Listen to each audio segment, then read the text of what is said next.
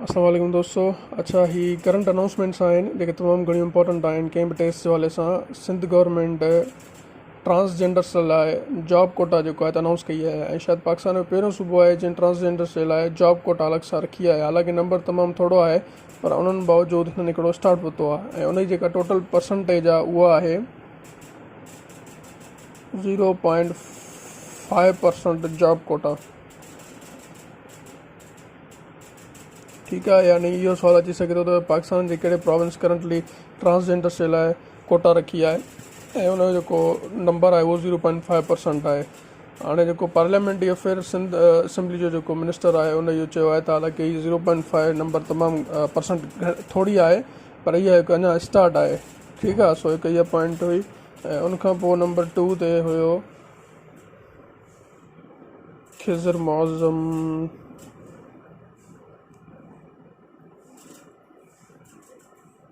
ठीक है, born in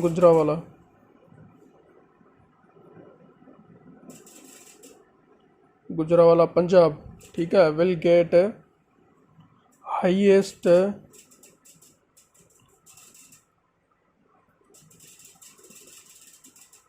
civil award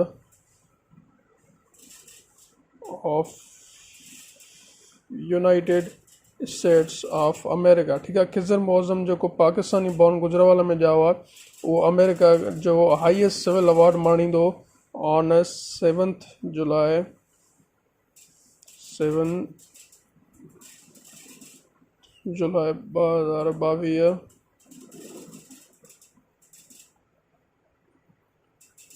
along with 17 others।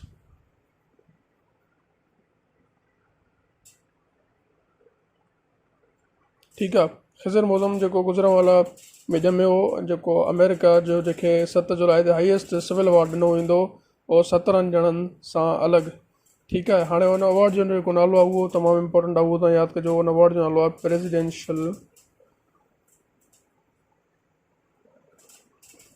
Presidential medal award. उनखे जेको आहे त असां चवंदा आहियूं। ठीकु आहे, presidential medal of freedom.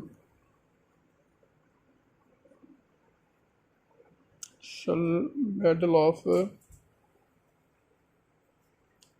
Freedom इन अवार्ड जो नालो आहे। अवार्ड कंहिंखे ॾिनो वेंदो? पाकिस्तानी बॉर्न खिज़र मौज़म खे, जेको अमेरिका जो हाईएस्ट सिविल अवार्ड आहे। कहिड़ी तारीख़ ते? 7 जुलाई ते, अलॉन्ग विथ 17 अदर्स। अच्छा, हे जेको अवार्ड आहे इहो अमेरिका जे हिकु प्रेसिडेंट खे बि ॾिनो वियो आहे। इहा पॉइंट यादि कजो। कहिड़ो? जो बाइडन खे बि इहो अवार्ड मिली चुको आहे। कहिड़ो award? Presidential medal of freedom, जेको highest civil award of United States आहे जेको उनखे ॾिनो वेंदो। ठीकु आहे, उनखां पोइ थर्ड पॉइंट इहा आहे त कल्ह 4 जुलाई ते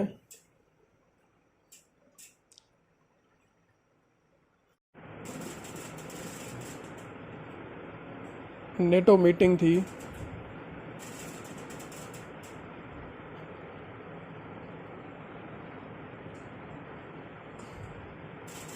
एट ब्राज़ील जेको आहे त नेटो जो जेको हेडक्वार्टर आहे जंहिंमें उन्हनि जेको आहे त इनवाइट कयो आहे कहिड़नि ॿिनि मुल्कनि खे टू जॉइन द नेटो।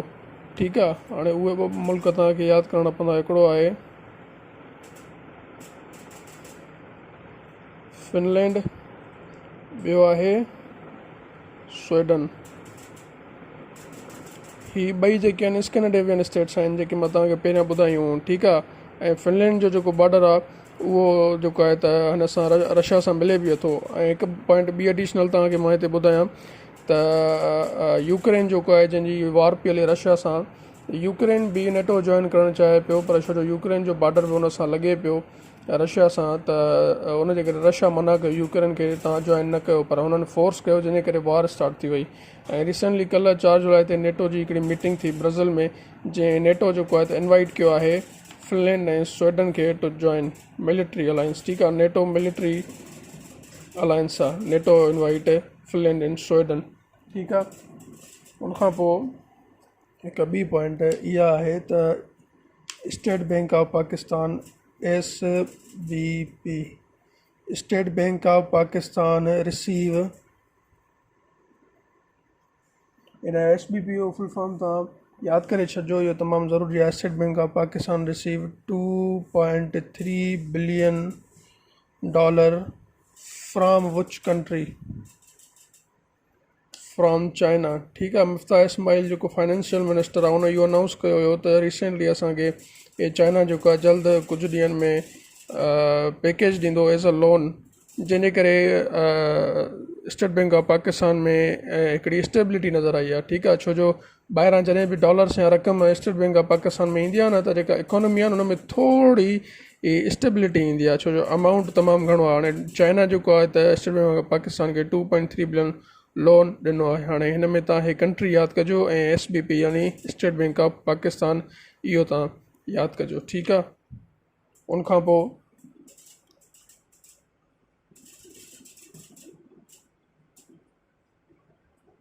बिज़ीएस्ट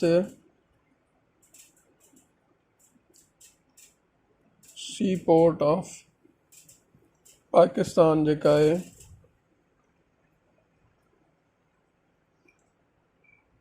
उहो आहे कराची। ठीकु आहे। हाणे खोड़ दोस्त हिन में मुंझंदा आहिनि, मां तव्हांखे ॿुधायां थो।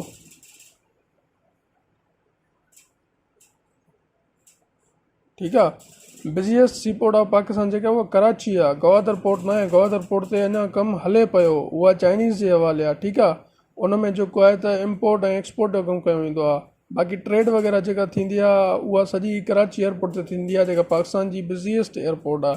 त इन करे हिन ॿिनि में मुझण जी ज़रूरत न आहे। जेकॾहिं क्वेश्चन अचे थो त तव्हां बिज़ीएस्ट सी पोर्ट ऑफ पाकिस्तान जेका आहे त कराची खे कंदव। ठीकु आहे। उहा कराची जी बिज़ीएस्ट सी पोर्ट आहे।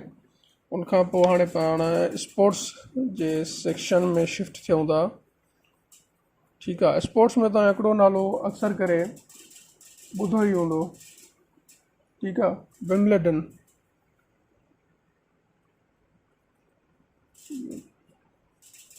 हीअ अक्सर करे तव्हां नालो न्यूज़पेपर में ॿुधो ई हूंदो। हाणे हीअ कंहिंसां रिलेटेड आहे? इहो वर्ड रिलेटेड आहे टेनिस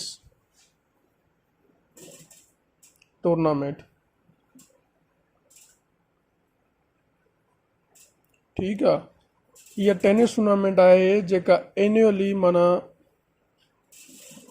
हर साल लंडन में खेॾी वेंदी आहे। लंडन जेको यूनाइटेड किंगडम जो कैपिटल आहे। विम्बलडन जेको आहे त स्पोर्ट्स टेनिस स्पोर्ट्स टूर्नामेंट आहे जेका हर साल इहा खेॾी वेंदी आहे लंडन में।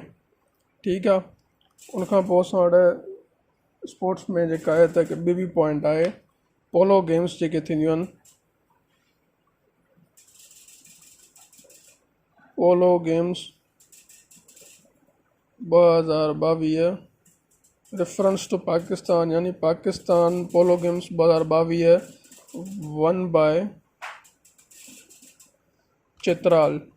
ठीकु आहे। ऐं नॉर्थ पाकिस्तान में यानी मथे जेके पहाड़ी इलाइक़ा आहिनि उन्हनि में खेॾी वेंदी आहे। चित्राल जेको आहे त गेम खटी आहे। ऐं पोलो गेम्स जे बारे में तव्हांखे ॿुधायां त हिन पोलो गेम्स खे नेशनल गेम चयो वेंदो आहे ईरान जो। ठीकु आहे। ईरान जी जेका नेशनल गेम चऊं या टॉप टू स्पोर्ट्स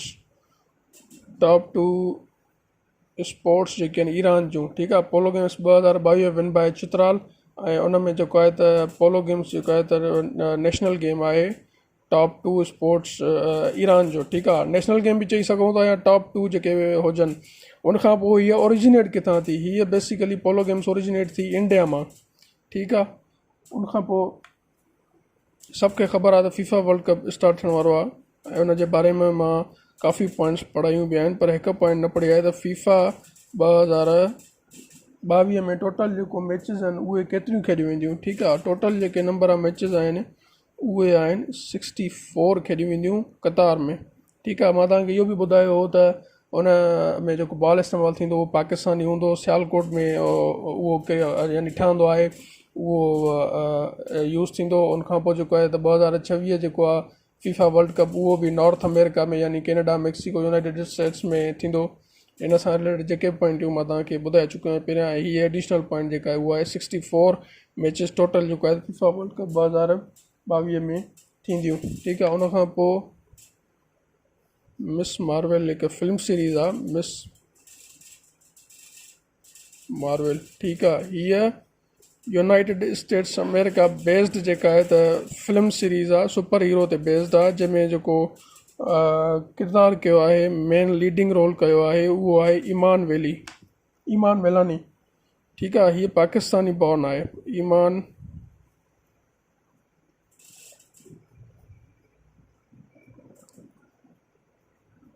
ईमान वेलानी, ठीकु आहे। हुन में मिस मार्वल में लीडिंग रोल कंहिं कयो आहे, ईमान वेलानी कयो आहे। शी इज़ यानी Pakistani Canadian actress, Pakistani originated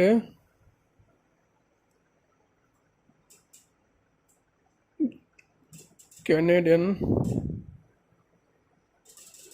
एक्ट्रेसिस, ठीकु आहे। माना ॼाई पाकिस्तान में हुई, बाद में जेको आहे त शी शिफ्टेड टुवर्ड्स कैनेडा, ऐं मिस मार्वल जेका आहे त उन में लीडिंग रोल ईमान वेलानी जो आहे, जेका बेसिकली पाकिस्तानी आहे पर कैनेडा जी यानी कैनेडियन एक्ट्रेस आहे, ठीकु आहे। सो हे हुयूं अॼु जूं टिडबिट्स जेके करंट अफेयर्स जूं। उमेद त तव्हांखे काफ़ी ॻाल्हि सम्झ में अची वई हूंदी। वरी इंशाल्लाह मां नई पॉइंट सां तव्हां सां वरी जुड़ंदुसि। अल्लाह हाफ़िज़।